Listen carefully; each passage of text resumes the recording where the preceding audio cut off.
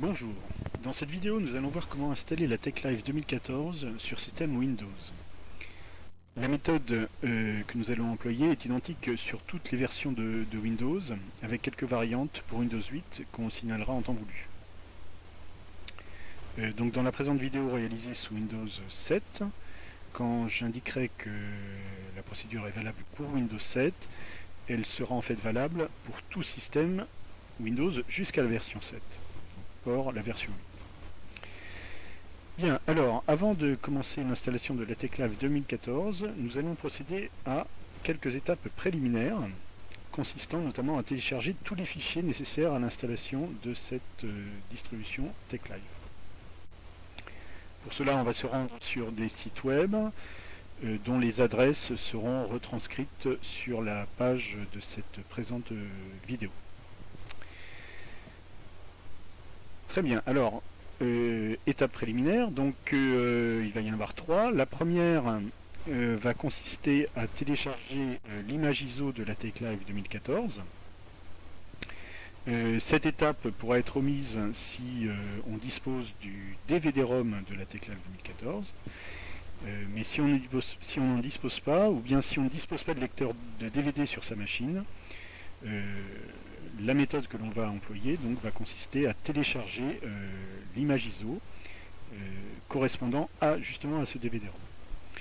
Alors, pour ce faire, on se rend à la page de téléchargement de la TechLive 2014 sous forme de fichier ISO, donc à l'adresse ici, et on clique sur le lien Download from a nearby Saturn Mirror. Voilà. Puis sur le lien TechLive 2014.iso. Alors on constate que le fichier correspondant est un fichier extrêmement volumineux et donc nous n'allons pas ensemble attendre le téléchargement de ce fichier. Donc pour gagner du temps, dans cette vidéo, je l'ai préalablement téléchargé. Ce fichier ISO est une archive, un peu comme une archive TarGZ ou ZIP, qui peut être décompressé de façon standard avec un logiciel tel que WinZip ou 7-Zip. Mais nous allons en fait l'exploiter de façon beaucoup plus efficace en procédant à ce que l'on appelle son montage, le montage de cette image ISO. Sous Windows 8, le montage se fera très simplement, donc en double-cliquant sur le fichier .iso, TechLive 2014.iso. Et en revanche, sur Windows 7, le montage de cette image ISO va nécessiter un logiciel tiers, par exemple Daemon Tools, ou bien plutôt, nous lui préférons le logiciel WinCDEMU, qui est un logiciel libre et que nous allons donc télécharger.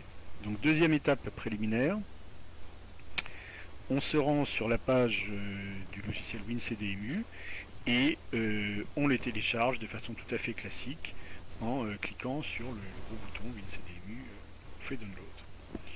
Pour gagner du temps, j'ai là aussi procédé préalablement au téléchargement de ce fichier. Donc on peut tout de suite passer à la troisième étape préliminaire, qui est le téléchargement de l'installateur de TechStudio. Alors en fait, pour tester l'installation de la TechLive 2014, nous allons installer un éditeur de texte orienté LaTeX. Il en existe de très nombreux et si nous utilisons personnellement l'éditeur Emacs qui est extrêmement puissant, celui-ci peut être un peu déroutant, notamment pour les débutants.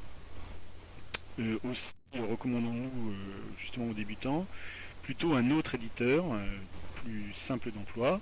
Donc, par exemple TechStudio qui fonctionne à la fois sous Linux, Mac et Windows, qui est donc simple à utiliser et en même temps puissant. Donc pour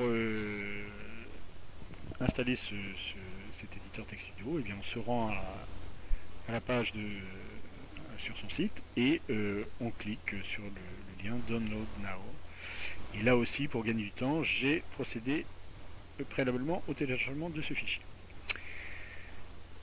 Voilà, donc maintenant que nous avons procédé à toutes les étapes préliminaires de téléchargement de fichiers nécessaires, eh bien, nous allons donc procéder à l'installation de la TechLive 2014 et au contrôle de celle-ci. Donc là aussi, ça va se dérouler en trois étapes. Donc première étape, nous allons monter l'image ISO de la TecLive 2014. Alors, si on dispose donc du DVD-ROM, cette étape peut être omise. On n'a pas besoin de monter l'image ISO, il suffit d'insérer le DVD-ROM dans le lecteur.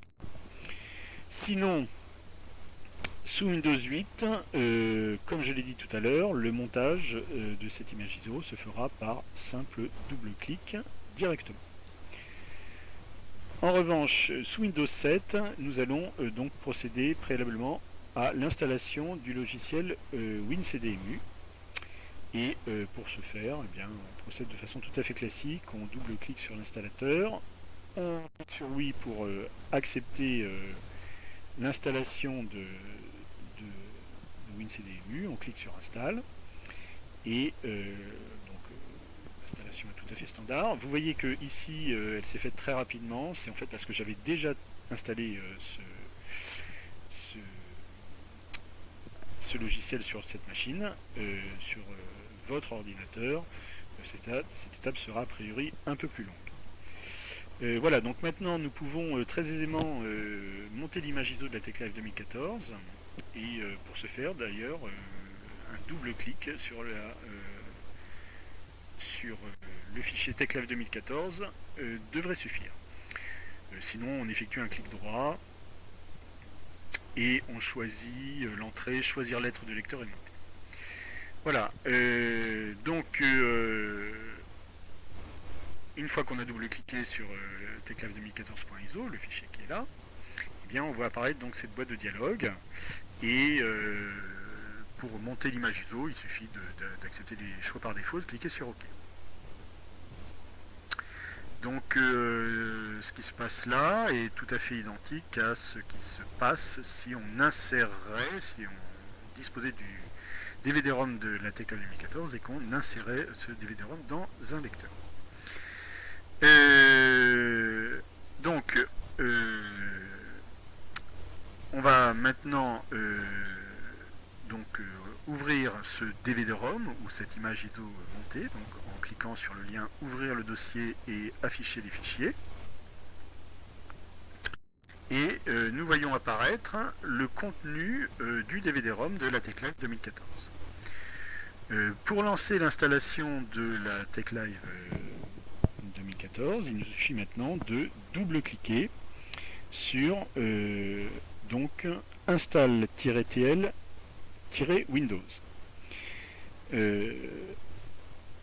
Alors, il se peut qu'il y ait un problème d'installation ainsi, et ça peut être dû notamment à un antivirus qui bloque l'installateur de la TecLive. Donc éventuellement, si jamais l'installation échouait, notamment avec le message Perl has stopped working, eh bien il faut désactiver l'antivirus le temps de l'installation de la TecLive, et bien sûr ne pas oublier de le remettre en marche après. Voilà, alors donc on va procéder à l'installation de la TecLive 2014 en double-cliquant sur install-tl-windows. Alors vous voyez apparaître une fenêtre MS-DOS en noir, bon, qui peut être ignorée, et apparaît ensuite ici une interface graphique plus conviviale. Donc nous y sélectionnons les choix par défaut en cliquant sur les différents boutons suivants de chacune des fenêtres qui vont apparaître. Alors, à l'étape ici 2 sur 5, eh bien, on constate que l'espace disque nécessaire à la TecLive dépasse 3,7 GB. Et donc il faut bien s'assurer qu'on dispose de cet espace sur le disque dur de l'ordinateur.